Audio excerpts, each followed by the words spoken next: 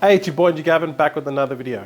I was looking on YouTube and I discovered came across this video on this guy that is a seller on Amazon, okay? And what he did was he interviewed these multi-million dollar sellers, 20 of them in fact. He was subsequently getting interviewed by another lady, and now we're talking about all these multi-million dollar sellers. And he basically broke down how these people became multi-millionaires on Amazon, and he broke it down in basically 10 deciding factors that really made an impact and what allowed them to become million-dollar sellers. I'm gonna show you this video, I'm gonna show you the interview, and then I'm gonna break it down in bite-sized pieces so you don't have to watch the whole interview. I'm gonna condense it into these 10 points that you can just basically take away and learn from. So it's like getting a free education from like multi-million dollar Amazon sellers. So let's head over to my computer and let's get right into it.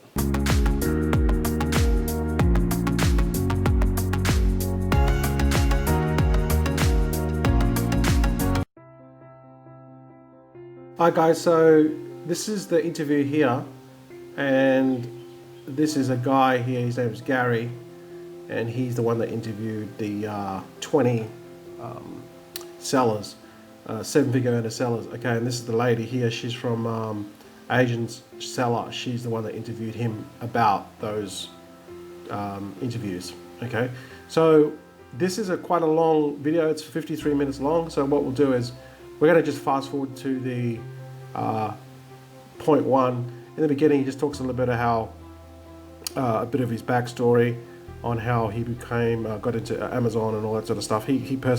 Gary personally sells on Amazon right now, and he's pretty knowledgeable, I can tell you that. So let's just go to point one here. So number one, at least for me, is kind of a mindset takeaway, and then the number one thing is successful entrepreneurs, they get around excuses. Okay, successful entrepreneurs will get around excuses because I think this is really, really important. It's probably one of the most important deciding factors, because you can procrastinate a lot. I mean, I've done a lot of procrastination in my time, and I know that if you don't get out of this dangerous habit, you're never going to get anything done, and you're never going to get any results. You're never going to make any money. So this point is probably one of the most important things with starting an Amazon business, and you have to be self-driven and motivated, or else you're never going to be successful in any type of Amazon endeavor or anything in life pretty much. So I thought that was a really good opener. So let's go to number two. Okay, so what's number two? Okay, number two is in terms of product selection, especially now in 2020, is to get off of Amazon to find profitable products. So as many of you guys know, what may have worked in 2016. I mean, this is like such an important fact. How many videos have you seen on YouTube? And basically all they start off with is, okay, now just open up Jungle Scout, open up Helium 10, and this is how you do product research. The reason why they do that is because they're trying to sell you on the software. But if there's a million people doing it, then it becomes unprofitable. And that's why he's saying get off Amazon, find all these little niche products, even go to events, international events, go to these big shows like Canton Fair, because you're going to find all these sellers that sell products, but they're not on Alibaba, or they're not on online, but they have some really good products. That means that if they've got some really good products that are unique, that no one else is going to know about those products unless they actually go to the show. And that's what I'm talking about. This is really, really important point, and I think it's really, really valid. So let's go to the next point here. Point number three.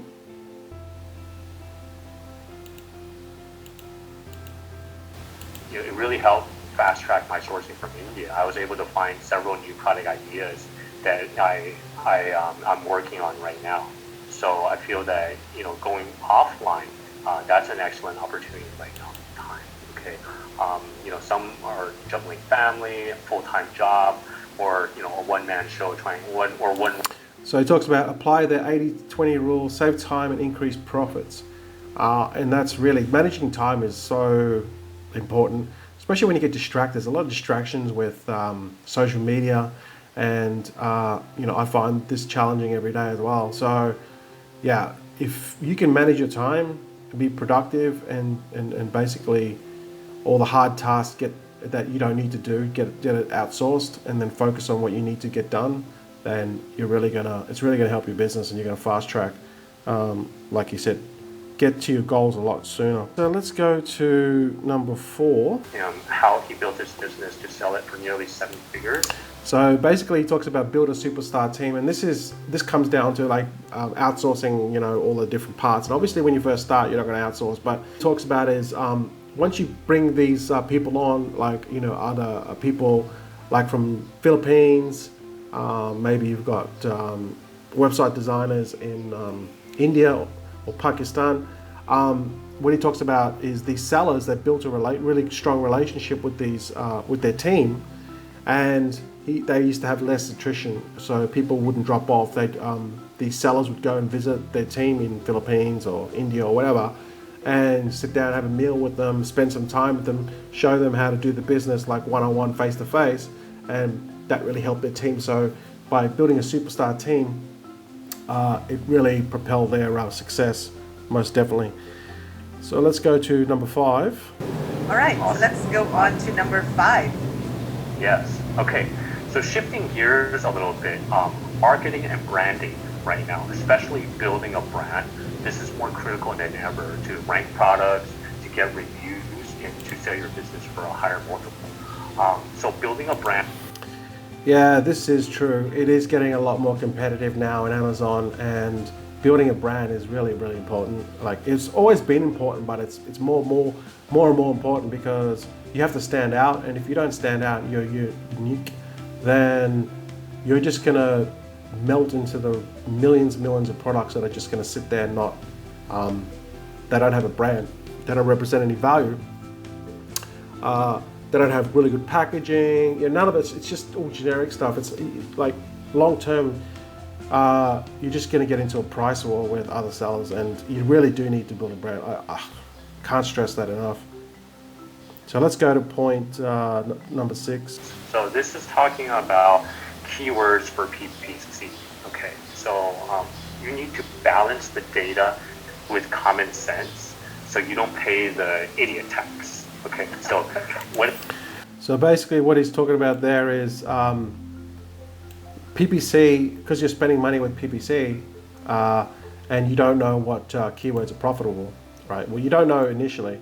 What these Amazon sellers are doing is they basically go in the red for 6 months, and they sell as long as they're breaking even, they'll just spend all their profit in PPC to figure out which are the most profitable keywords.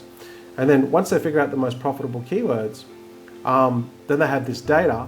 Then they can basically look at the data and go, okay, these, because Amazon in your data in the back office, it will tell you which products sold on which keywords. So once you know that, then they've spent all this money on this data, then they'll just go all in only on the keywords, because they now know which keywords are profitable. They'll just go all in on the keywords that are profitable and just cut everything else. So that's what he's talking about with point number 8, not paying the idiot tax, and just working off your data. Oh, let's go to point number 7. Again, by so many different sellers, is Peter Drucker's quote: "Whatever gets measured gets managed." Okay, whatever gets measured gets managed. For example, Chris Davies products.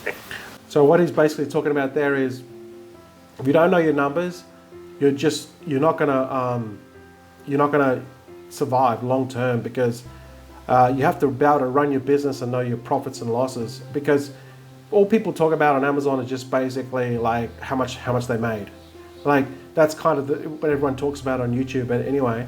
And if someone has made like 100,000 per month, people go, oh wow, they made 100,000 per month. But that's not the real story. They could have spent 99,000 both on the product cost, the shipping and then PPC, and made $1,000. But but because they're like made 100,000 in profits, people just assume that they're making money, but they're not making money. So you have to know your bottom line, and you have to measure.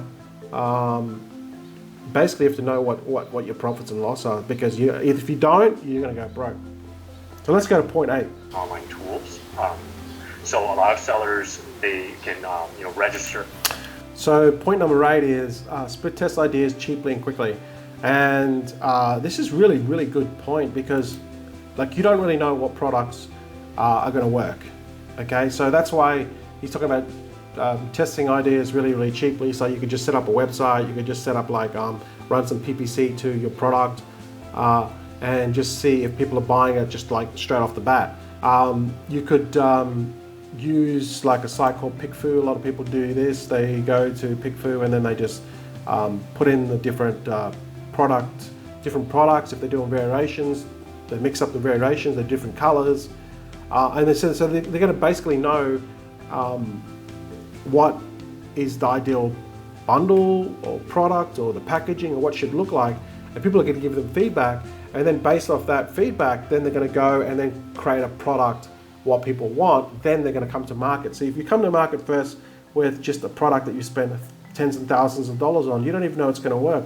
So that's why this is a really good way of just doing it cheaply and quickly. I reckon this is an awesome idea. So let's go to the next point. Kind of ironic, because I named the summit the 7-Figure Seller Summit. Right? So this is focused on the bottom line, not the top line. This is kind of very similar to what you can measure, but it's like cutting your expenses, knowing how to manage it, and having like an accountant or a bookkeeper to know all those numbers. And I think a lot of sellers don't do that, or they don't even know their numbers. So by knowing your numbers, then you can actually spend more money on marketing or more money on PPC, because they know exactly down to the cent what their profit is, and then they can then stretch their budget. That's basically what he's talking about. So let's go to point 10. Okay, awesome. Let's get to the last one, number 10. Okay, number 10, last but not least, selling a business. Okay, for many of you guys out there, this is the end goal. You want to exit, and I've read certain statistics saying that more than half of what a seller makes, more than half of his or her income. So this is like exiting from Amazon, selling your business for like multiple 7 figures. And this is like one of the beauties of building your Amazon business. Then you can get like a really big fat payday at the end. And this is a really, really popular choice. So basically the way that you can sell your Amazon business really, really high is because of your profit. Again, going back to previous points, you know your profits, know your numbers. But it's a profit. The higher the profit, the more you can sell. And then he goes on to say a little bit about the people that are trying to sell their businesses. And then he talks a little bit about how you can get more. But you can actually go and have a look at this website here. It's called Empire Flippers. And if you just go to Marketplace, you can have a look at these current listings for people that want to sell, Amazon FBA. Let's just go to Marketplace, and it can show you what's sold, what's currently selling, or what they want to sell it for. So this is one of the biggest websites for the listings. So as you can see here, what's sold. These are the websites that sold. This is another new listing. So basically, if you look at this one, electronics, that sold for 38x. This one here, health and beauty niche, 36x, 33, 38, 33, 30, 28, 29. So roughly, if you're looking at either the 30s to mid 30s for your business. So basically, see this one here, it says electronics. It had $71,000 in profit per month, and it sold for 38x. That means it sold for $2.7 million. And this is what he talks about, selling your business and exiting. Once you build the profit up, you can get a big fat payday and just basically retire if you want. Now, he also talks about how to diversify that actual business. So what makes it really attractive to people that are going to buy your Amazon business is the diversification as well. Not just rely all your sales on Amazon. Diversify, have like eBay, have like your own website, have like a social media following, and also new branded products coming. Buyer is going to be like, oh, this guy's got plenty of new products that he hasn't launched. I can easily launch them. He's just not relying on FBA, so lower the risk. And he's got all these other avenues that he's also selling and building a brand, either locally or in that country. So it's really appealing for buyers because they want the less risk. So guys, that's basically that video broken down from top 7-figure sellers in Amazon on what really made a difference in their business. And you pretty much got a education, well, basically in this video. I thought it was absolutely gold. I absolutely loved this interview. I'll put a link to it below this video so you can watch it in full. It's about 53 minutes long, but there's also a lot of things that I didn't mention, which I couldn't mention, otherwise this video would be too long. Like, this is already up to like nearly 20 minutes. So I would definitely take the time to watch the full interview. If you have any questions, leave a comment below and I'll answer them. Thanks for watching, guys. I really appreciate it, and I'll see you guys in the next video. Catch you guys later.